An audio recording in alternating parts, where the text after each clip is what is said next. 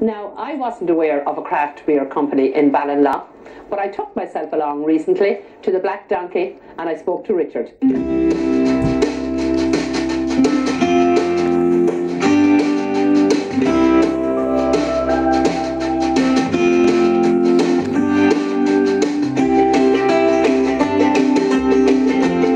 Richard, when I think Black Donkey, I don't automatically think of beer, but that's exactly what we have here, Black Donkey Brewery. It's a reasonably new company, and you're the director, so tell me a little bit about why you got into it and the history. When we first had the idea to open a microbrewery, Ireland at that time was drinking stout, and more stout. So we were going to open a microbrewery, we were going to call it Connacht Brewing because of where we are, and we were going to brew a stout and call it Ossel Dove. But then if we were ever going to export, we could see people overseas having a hard time with Ossel Dove. So the natural progression was Black Donkey, and it was very well received.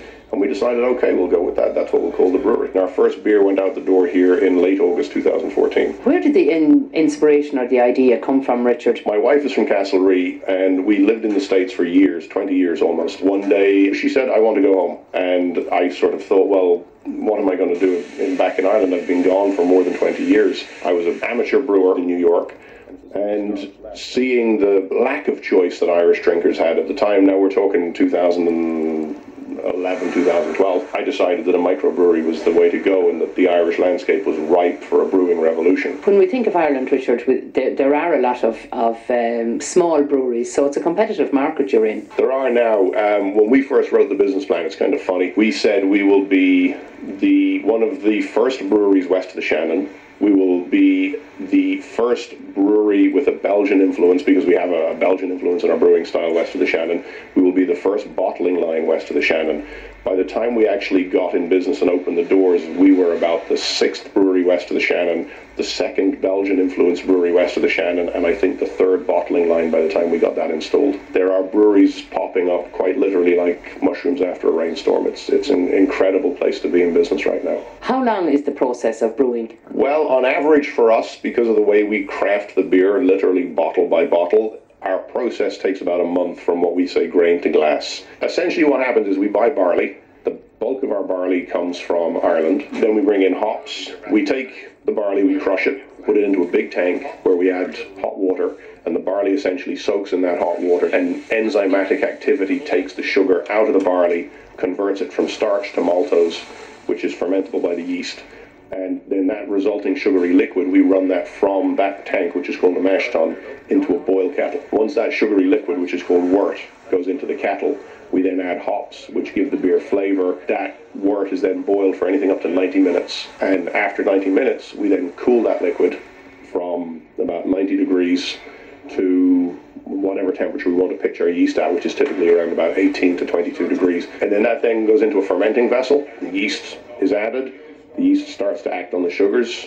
They convert the sugars to alcohol and carbon dioxide. We then drop the temperature again. They form a layer on the bottom of the fermenter. We take this now semi-clear liquid, transfer that into a conditioning tank, and it sits in the conditioning tank at about 0 degrees for anything up to 3 weeks. And depending on what we feel it needs, no two batches are identical. Then comes packaging. It either goes into a keg. Alternatively, if it's going into a bottle, what we do is we add some more fermentable sugars to the beer, put it into the bottle. There's enough yeast left in the beer, even after the extended conditioning time.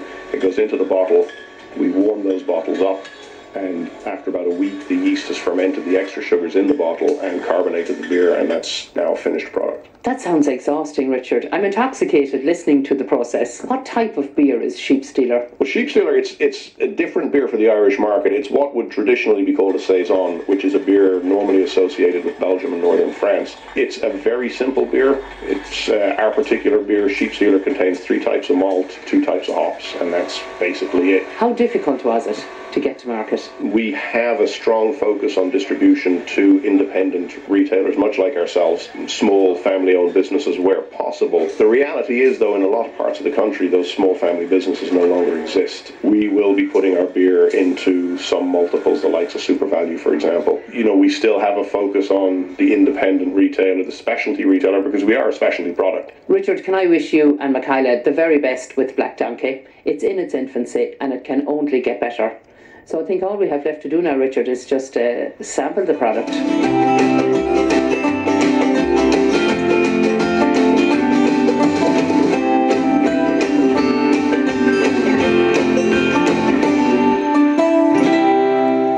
congratulations to Richard and best wishes to him with his company. It just goes to show if you have a dream, you can follow it, and that's what Richard done. Now we're off for a break. And remember, if you want to